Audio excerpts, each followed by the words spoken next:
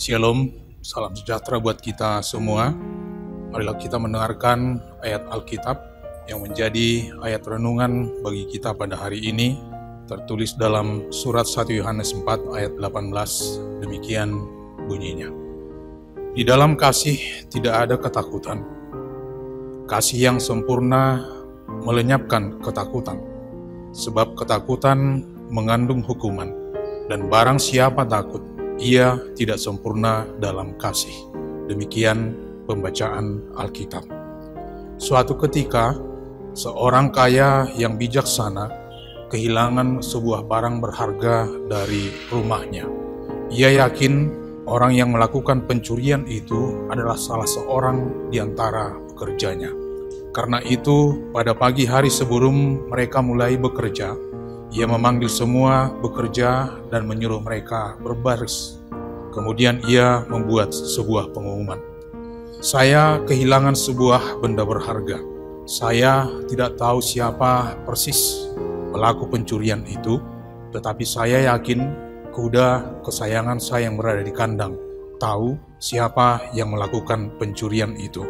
Untuk itu, kalian akan saya suruh satu persatu masuk ke dalam kandang kuda, dan kemudian kalian semua wajib harus memegang dan mengelus ekor kuda itu. Jika orang yang mencuri itu memegang dan mengelus ekor kuda, maka kuda itu pasti akan mengeluarkan suara ringkikan. Kemudian secara bergantian, semua pekerja masuk ke dalam kandang untuk memegang ekor kuda, tapi sampai semua pekerja selesai, kuda itu tidak pernah mengeluarkan suara ringkikan.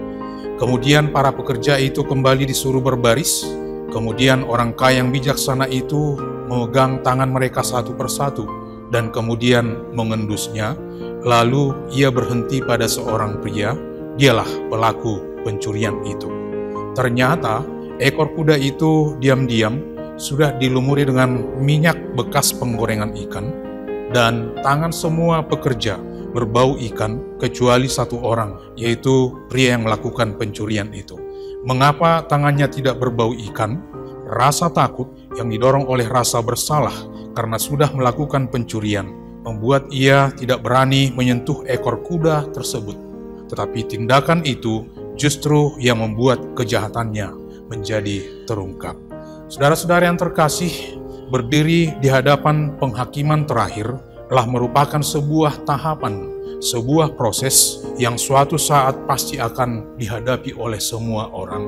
Sesudah hidup kita berlalu dari dunia ini, dan kemudian pada hari kebangkitan kita akan dibangkitkan oleh Tuhan, lalu semua orang akan berdiri di hadapan pengadilan Tuhan nantinya. Yang menjadi pertanyaan, bagaimanakah sikap kita ketika kita harus berdiri di hadapan penghakiman atau pengadilan Tuhan nantinya?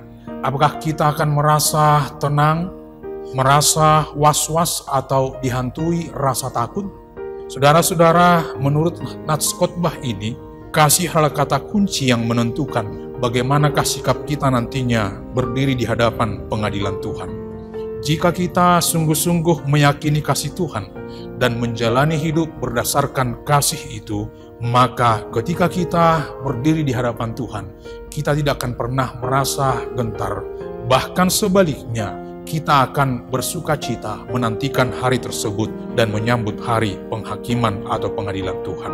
Tetapi sebaliknya, jika kita tidak mengimani kasih Tuhan serta hidup jauh dari kasih itu, maka pada hari penghakiman nantinya, ketika kita berdiri di hadapan pengadilan Tuhan, kita pasti akan merasa takut, kita pasti akan merasa gentar.